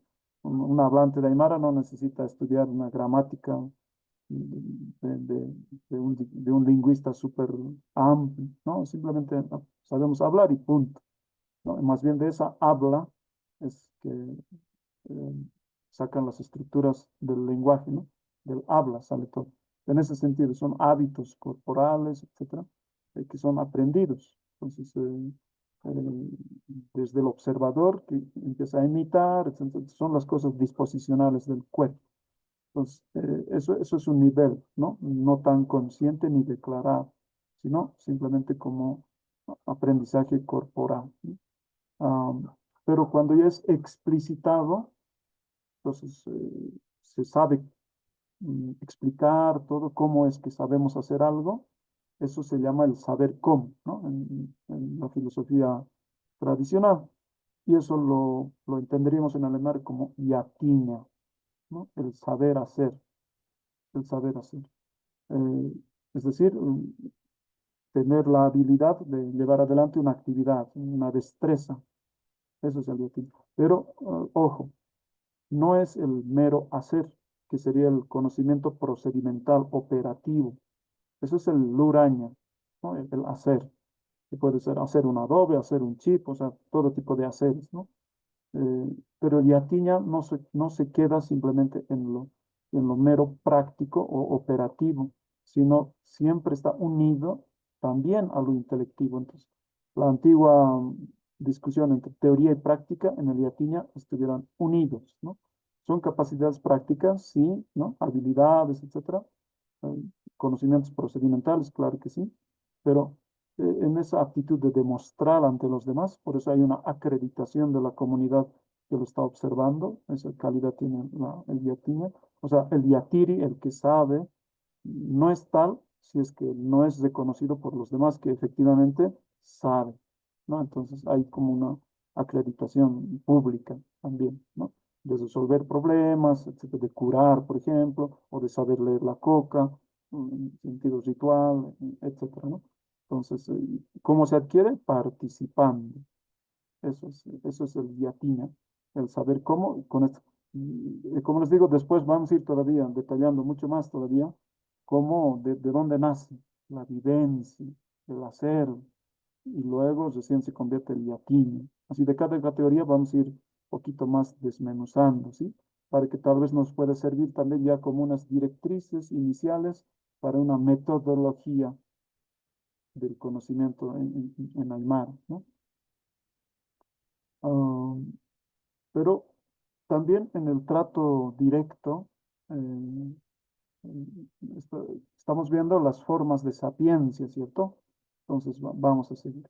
Al estar en contacto directo con el entorno, el trato con las cosas, con los objetos no humanos, pero también los animales, los otros seres humanos, etcétera.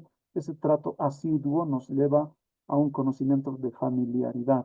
Ese es el año, ser capaz de identificar a alguien, ¿no? No necesitas ver siempre el rostro de alguien biencito, sino por la manera como camina, cómo maneja su cuerpo, y se acerca, da los pasos, etcétera, ya te puedes dar cuenta, ah, él es, ya les reconoces.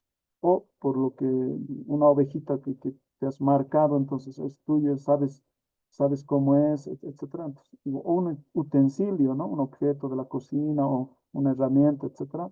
Entonces, esa familiaridad es un año. Y como se darán cuenta, viene de la raíz ver, ¿no? Uñaña. Solo que ese a le da la calidad de apegarse a lo visto. Entonces, año es cuando conoces a alguien, es un conocimiento personal, ¿no? Diferente a un conocimiento de las cosas. Un conocimiento personal es cuando te apegas a la otra persona como persona, ¿no? Entonces, de familiaridad, asiduidad. Pero un conocimiento confidencial, quizás podemos llamarlo, ¿no? Un año respecto a esas cosas con las que estamos muy familiarizados. Ah, otra categoría es ya un poco más general. También se puede captar las cosas, ¿no? Es decir, ciertas cualidades inteligibles de las cosas, de las acciones, de un fenómeno entero, de un acontecimiento, diríamos. ¿Qué sentido tiene lo que está apareciendo como fenómeno, como una acción, etcétera? De diversas, muchas maneras, ¿no? Esa captación de las razones por lo que ocurre de esta manera y no de otra manera, etcétera. Eso es el amuyaña, ¿no? También puede ser por contacto, por asiduidad, o simplemente por contemplación, incluso por recuerdo, etcétera. Después lo vamos a ver, pero este amuyaña es bien interesante. Para mí es mucho más amplio que los otros porque se puede comprender como amuyaña sin que lo hayas visto, ni escuchado, ni tal vez no lo recuerdes, y tal vez lo sepas hacer bien, ¿no? Y a ti, ¿no? O tal vez nadie lo ha pensado, entonces es como una complementación por inferencia, por comprensión, lo que sea. O sea, la muyaña como que te totaliza, eso es la muyaña, el comprender, pero está vinculado a lo ético también. O sea, alguien va a tener amuyo si es que se apega a las costumbres éticas, morales. Si no, no tiene amuyo. No, alguien que tiene amuyo y amuyaña, tener entendimiento, es alguien que está muy vinculado íntimamente con lo ético, es con vivir bien, ¿no? Es alguien que no tiene ética ni moral, entonces no podríamos decir que tiene muy... Es un control metacognitivo de las otras formas de saber. Quizás así lo podemos decir también, ¿no? Además es transtemporal, ¿no? Es como un anticipar, una almuyaña es anticiparse en su comprensión antes de que ocurra. También tiene ese sentido. Lo vamos a ir viendo después, pero ahorita estoy introduciendo estas categorías, tiene ese sentido, ¿no? De un fenómeno conjunto. En la muyaña siempre ocurre así, ¿no? De hechos generales, puede ser causales, aquí vamos a combinar ya relaciones causales entre procesos, entre objetos, y también relaciones hermenéuticas, ¿no? De cómo tiene sentido algo, una obra de arte, etcétera, ¿no? Eso es el amuyaña. Y, o también simplemente se puede tener una opinión. Bueno, ya estamos terminando. Yo quisiera más bien darles la palabra a ustedes. ¿Alguna pregunta? Nos falta un poquito más, pero la siguiente sesión, por favor, quisiera que sea el viernes, si están de acuerdo. Ahí vamos a continuar. Eso es, hermanos. ¿Alguna pregunta?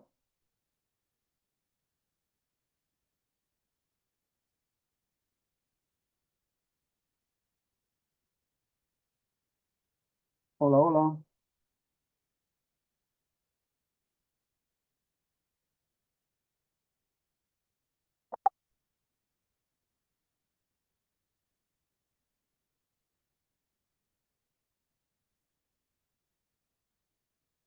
Disculpe, licenciado, una consulta. Sí, sí. ¿Tendríamos alguna dificultad las personas que no tenemos conocimiento sobre el Aymara? Realmente usted tiene mucho dominio y tiene posibilidad de comprender, pero los que no sabemos el Aymara es un poco limitante, ¿no? Esa es mi consulta.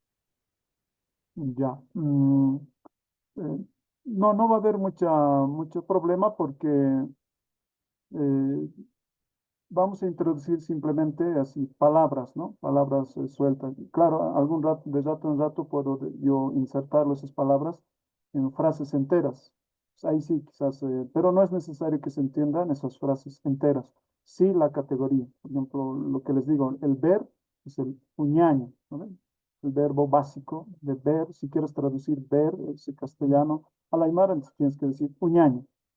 Ahora solo que se va a ir complejizando ese uñaña, esa uña sería la raíz verbal, uña, porque el ña, la terminación ña, ese es el sufijo, el infinitivo, ¿no? Para decir lo que decimos en castellano, ¿no? El infinitivo que lo vuelve verbo, ¿no? Pero la raíz es uña, entonces eso es el verbo. Ese uña, pero ahorita no estamos viendo todavía.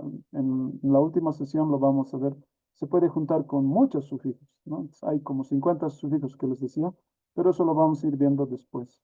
Ahorita solamente nos quedaremos con las categorías principales, ¿no? Las raíces. Uña es ver, saber hacer es yatiña, ¿no? Yati, y ña es el infinitivo nomás, ¿no? Yati, ña, el pensar es lupiña, el comprender es amuyaña, ¿no? Solamente con esas palabras, esos conceptos, ¿no? Esos, mejor dicho, esos términos que portan un concepto. Eso es. El término puede ser larguísimo, pero el concepto lo podemos entender un poquito más centrado, ¿no? Entonces, no se preocupen, hermanos. No vamos a tratar de meter así frases largas, mm, porque si no vamos a tener que traducir, ¿no? Uno por uno. Si no, palabras sueltas. Aunque ya me han hecho una crítica, eso también eso sería la limitación, ¿no? En el TOA, en el Taller de Historia Oral Andina, que es una institución de investigación clásica aquí en La Paz, en Bolivia, desde los años 80 vienen haciendo investigación, recuperando el- la oralidad de nuestros abuelos. Entonces, la historia se entiende de diferente manera. Eh, eh, recuperando esa oralidad, incluso una historia descolonizada. Entonces ellos me han dicho, ¿no? Recién hace un mes hemos tenido una charla. No, solamente decir una palabra suelta, la limitante que tiene es que en el Aymara tiene mucho más sentido cuando está inserto en una frase entera. Entonces, el tiempo les estaba diciendo, por ejemplo, ¿no? Entonces, si solamente decir Naira es ojo y es pasar, ¿ya? Después voy a decir Jepa es atrás, la espalda, y es el futuro. Jepa. Pero estoy hablando de palabras sueltas. Y me decían, no, tienes que ponerlo en su uso en la frase, en frases, en su contexto. Por ejemplo, ese famoso aforismo, ¿no? Hit nair untasisau sarnakata. Entonces, mirando atrás, adelante, vas a andar. Entonces, solamente en la frase entera se puede encontrar el sentido más auténtico, completo, ¿no? Me han hecho esa crítica, pero yo creo que se puede complementar ambas, ¿no? Tanto aprenderse palabras sueltas, ¿no? Y qué significado tienen esas palabras. Ya después se puede ir armando en las frases enteras y de manera holística después al final, ¿no? Eso es. ¿Alguna otra pregunta, hermanas, hermanos?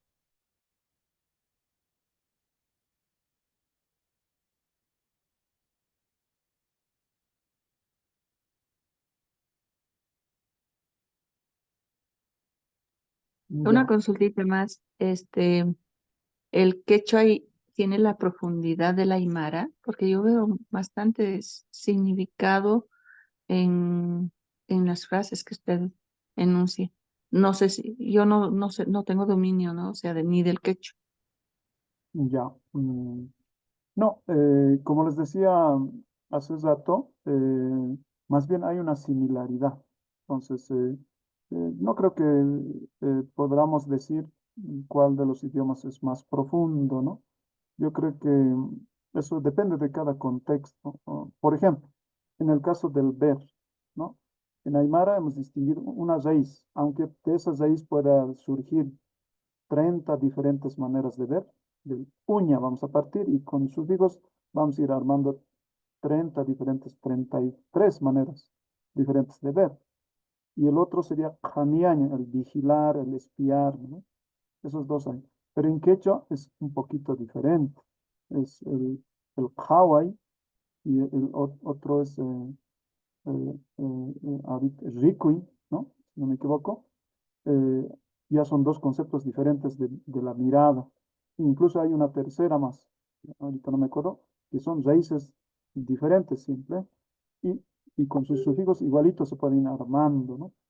Ahora, también hay, si hay similitudes, eh, por ejemplo, lo verdadero va a ser muy similar, ¿no? Incluso el yatiña y el yachay son muy similares. Eso quiere decir que de repente, bueno, no se puede decidir ahorita todavía si viene del quechua, un quechua, proto-quechua o pre-proto-quechua, que sería la raíz yacha, ¿no? Hubiera venido de ahí. Hay alguien que han hecho alguna etimología en ese sentido, que sería una raíz arcaica del quechua y de eso se ha pasado al aymara. Pero otros dirían no, más bien el yatiña es lo más primigenio. O incluso se puede decir, habrá habido quizás en Puquín o algún otro idioma, ¿no? Bueno, esas disquisiciones no vamos a entrar, pero no creo que sea más profundo. Hay otras maneras de ver también, por ejemplo, en lo estético. Quizás se puede hacer poemas, pero son percepciones de estilo, me imagino, ¿no? No es que uno sea más rico, más delicioso y el otro más seco. No, esos serían como percepciones de gusto, me parece, ¿no? Entonces, en quechua quizás salen bonito los poemas, ¿no? Más dulce, ¿no? Por algo será que en Bolivia, por ejemplo, hay muchos más cantantes en quechua, ¿no? O sea, se pueden hacer oraciones poéticas, ¿no? O cantos, ¿no? Más alegres, quién sabe, en quechua, pero en aymara no hay tanto. O sea, comparativamente no hay tanto, digamos, cholitas cantantes en aymara, por ejemplo, no hay muchos, en comparación, ¿no? De las cholitas en cantantes en quechua. Entonces, esos fenómenos musicales, sociales, podrían expresar, digamos, esa facilidad. O tal vez simplemente es un fenómeno sociolingüístico. No tiene que ver con la potencialidad de la lengua, ¿no? Eso no, yo no diría que es más profundo, sino depende de su uso, ¿no? Hay términos más institucionales, por ejemplo, ¿no? Que sirven más para la organización, ¿no? Hay otros más para lo estético, ¿no? Y hay otros, por ejemplo, esto como un paréntesis nomás. Esto es criticable, ¿no? Pero yo para provocar nomás les pongo esto. Ah, Recién hemos pasado, ¿no? La fiesta de la chacana, ¿cierto? Entonces, ahí hay mucho conocimiento. A veces se ha vulgarizado mucho o se ha popularizado, para no decir vulgarizado, ah, pero falta también muchos estudios, ¿no? Yo no estoy, por ejemplo, muy de acuerdo los que dicen que, o sea, le ponen fórmulas matemáticas súper complicadas para explicar, digamos, la Cruz del Sur, la constelación, ¿no? Las 4 estrellas o las 5 estrellas. Entonces le sacan curvas, le sacan fórmulas, le sacan una geometría complicadísima, ¿no? Entonces yo diría que tal vez no era tanto así, ¿no? Pero lo que quería decirles en esto es, extrañamente, llamativamente, en Aymara no hay una sola palabrita para decir cuadrado. Debería haber, ¿no? Para decir cuadrado o para decir triángulo. En Aymara hay que estar armando varias palabritas para decir una figura de 4 esquinas, algo así. No hay una sola palabra. ¿Eso qué quiere decir? Tal vez, bueno, ahorita estoy hablando de mi desconocimiento también, ¿no? Yo no he hecho una, justamente etimología de las figuras geométricas, por decir, no he hecho ese trabajo, pero por la habla cotidiana uno diría, parece que no hay, o lo hemos olvidado, es decir, tal vez en un Aymara antiguo sí habían terminologías técnicas para decir cuadrado o ángulo o esto. ¿Por qué digo eso? Porque en cualquier cultura tiene que haber recursos lingüísticos para nombrar eh, hechos arquitectónicos, hechos geométricos, hechos, ¿no? Y si no hay, entonces, o sea, si no hay palabras para nombrar, quiere decir que se desconoce eso, ¿no? Entonces, de ese prejuicio estoy partiendo ahorita. Entonces, yo diría, pensaría que en el Puquina ha debido haber terminología técnica para, por decir, me estoy inventando nomás, para decir un calado de alto relieve, bajo relieve, y ahora no estoy pensando en castellano, ¿no? Se darán cuenta. Entonces, para decir cuadrado escalonado, por ejemplo, ¿no? Entonces, eso me hace sospechar que en el Puquina ha debido haber esa terminología que no ha pasado a la Aymara, ¿no? No lo hemos adoptado. En la Aymara nos es difícil, ¿no? Es decir, posicuchuni, podemos decir, para decir cuadrado, por ejemplo, ¿no? Es lo mismo que pasa en la tecnología actual, claro, obviamente no va a haber en terminología Aymara, ¿cierto? Para decir chip, para decir, no sé, pues televisor o mecánica cuántica, no hay, obviamente no va a haber. Entonces, eso simplemente el lenguaje lo va a adoptar, ¿no? Cualquier idioma crece de esa manera, ¿no? Se presta a la nueva tecnología que va apareciendo en el desarrollo tecnológico. Entonces, cualquier idioma, el inglés no es puro inglés, ¿no? Se ha adoptado del mismo español, tiene muchas cosas, incluso del árabe tenemos muchas cosas en español, etcétera, etcétera. Entonces, lo mismo va a pasar en cualquier idioma. Entonces, eso de comparar un poquito es difícil. Dependerá de gustos, dependerá de estilos, dependerá de qué cosa queremos poner en relieve, dependerá de muchas cosas, ¿no? Pues no habría una comparación definitiva o absoluta. ¿Alguna otra pregunta? ¿Complemento? Gracias.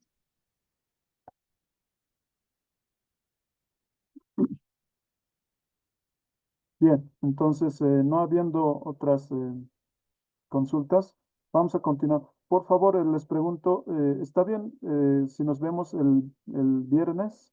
Claro, a la misma hora, a las 8.